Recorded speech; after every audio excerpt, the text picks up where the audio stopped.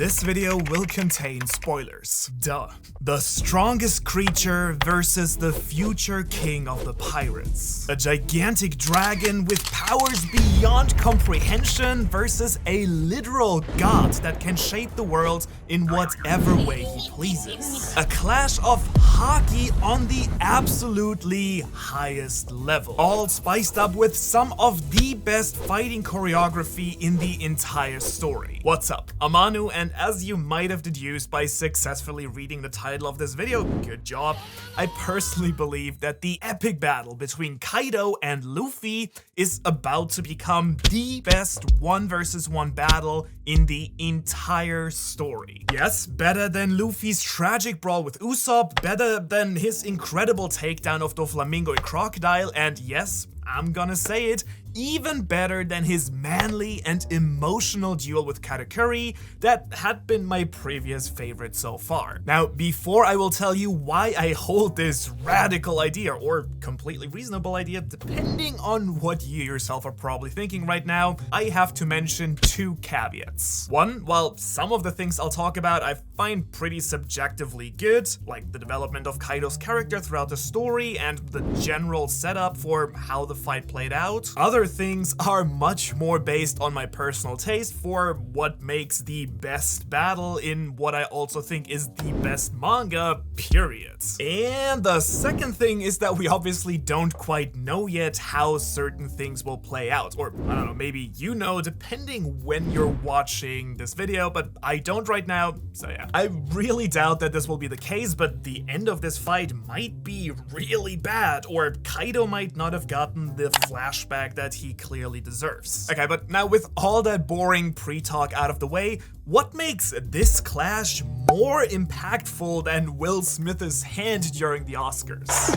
Oh, wow. There are of course a number of things that I have to talk about when it comes to a manga fight. The battle choreography and art, the setup for the fight, the motivation and what is at stake, how the characters change throughout it, and what the impact is on the overall storyline at large. In other words, a lot. Gosh, so much preamble. Let's get on with it. So, setup. I really hope no one disagrees with the idea that this fight between Kaido and Luffy is the climax of the Wano arc at large, which is not only the longest arc in the history of manga, I assume? I actually don't know. But it is actually in itself the climax of a saga that has started with Punk Hazard, with Kaido himself being set up as a major player and antagonist back in Thriller Bark, which was released in 2007. 2007. That is a conflict in the making for 15 years. My god. And even though there was only very little that Ichiro Oda, the author of One Piece, was actually willing to share about him until we actually reached Wano, it was as clear as Elon Musk's midlife crisis that our rubbery hero would face off against Kaido. At the latest, when he formed his pirate alliance with Trafalgar Law and Punk Hazard to take down the Emperor. And so,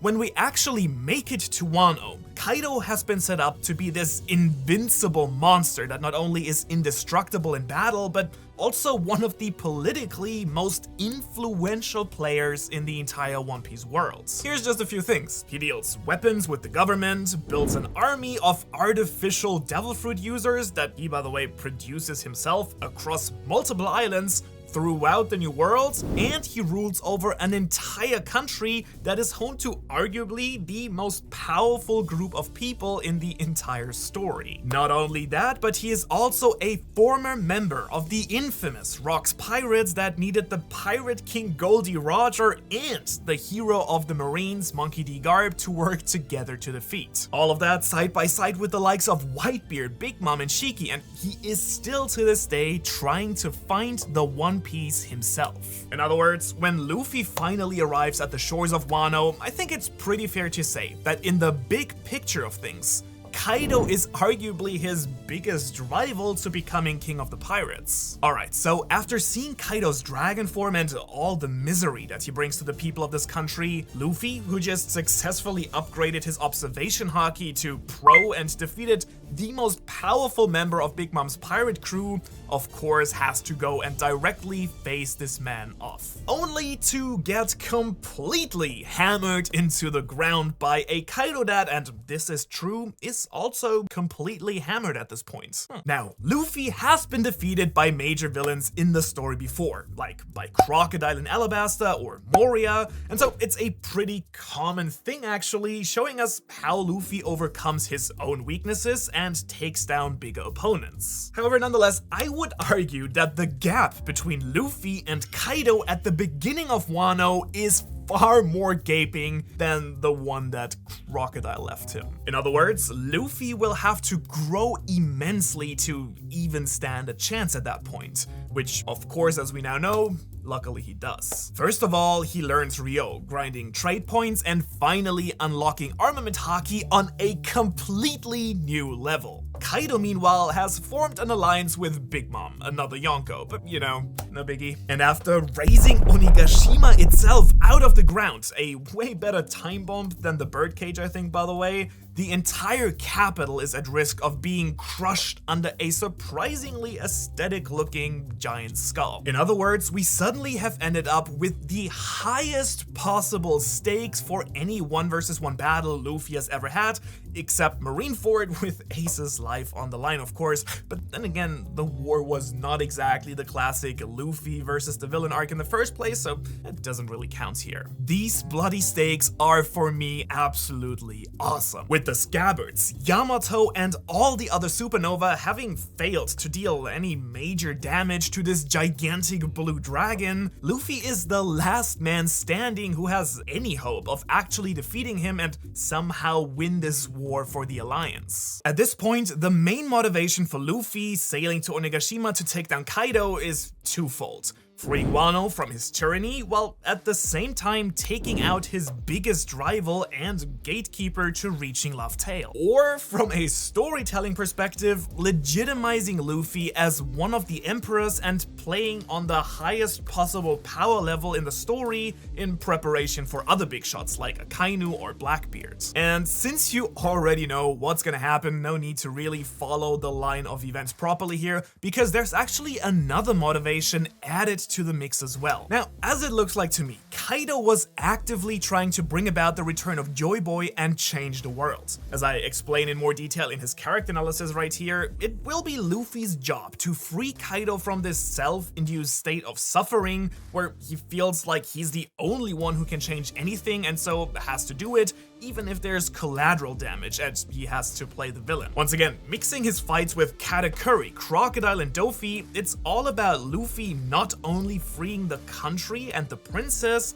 but also about freeing the villain himself. Or in other words, I feel like Oda-sensei took the best parts out of each of Luffy's previous fights and mashed them all into a big soup of peak storytelling awesomeness here, like mixing the best alcohol, gin, the best plant, rosemary, and the best water, tonic, into the ultimate beverage. Perfection. And lucky me, I accidentally built myself the perfect bridge into talking about how Luffy and Kaido have grown throughout this fight. Luffy once again cements his determination to become king of the pirates or die trying. His change is much more physical, I would argue. After failing to have any major impact on Kaido, even with his newfound ultra fancy shockwave flowing armament haki, he follows Rayleigh's main advice and lets his haki bloom through battle. And so he learns to use his Conqueror's haki as a weapon, which is way more effective, but still not nearly enough. Kaido keeps almost knocking him out to the point where Luffy at some point actually loses his life for a second. And it's exactly at this legendary point where we get the biggest reveal of the entire story yet, with Luffy's awakening of his mythical zone Devil Fruit and of Joy Boy himself. By the way, both of these power-ups, the Conqueror's haki and the Devil Fruit reveal, have been wonderfully worked towards for many chapters during the raid on Onigashima, which I did appreciate a lot. In other words, Luffy is now learning how to be a real Yonko in this fight. But even still, it's not enough to actually take down Kaido. He has closed the gap between them dramatically, but despite awakening one of the most powerful devil fruits. I mean, maybe even the strongest. The Emperor still has no problem keeping up with Luffy. But the playing field has been dramatically leveled. And now that's just for Luffy, who I think also has some of the best moments in the entire series. Walking between Big Mom and Kaido, revealing Gear 5 and becoming a giant, riding Momo, which weirdly enough gave me some Spirited Away vibes, and sending Zoro, Law, and Kid down so he can deal with Kaido himself. Now, Kaido's arc, meanwhile, is completely character focused. Again, if you want the whole story, I really recommend you check out my video on that. But in summary for here, he basically goes from a nihilistic and depressed drunk at the beginning of Wano that is disappointed by Luffy's abilities, to smiling, acknowledging Luffy's growth, and genuinely enjoying this fight. And again, I think having Kaido laugh as he used to in the past and become his old self again is gonna be a major part of this. Honestly, to me, he has quickly developed from a club-swinging evil brute to one of the most complex, emotionally expressive, and genuinely interesting antagonists. During this fight, all the characters involved, and also myself, have basically gone through any emotion imaginable. Hype, anger, fear, happiness, sadness, shock, I mean, you name it, I've felt it all. It has truly been a whirlwind of feelings and thoughts for me basically ever since chapter 1000. And we haven't even talked about the artwork and choreography. Whew. What can I say? There has just nothing like it ever been in the story of One Piece before, for me personally at least. First of all, Kaido's design in all of his forms is just absolutely breathtaking. Now, as you probably know, One Piece isn't exactly famous for its fight scenes, but the movements and attacks throughout are drawn in such a dynamic and energetic way that it captured me much more than many of the previous fights, honestly. Oda-sensei truly made me feel the impact and power behind every single punch here, which is fantastic.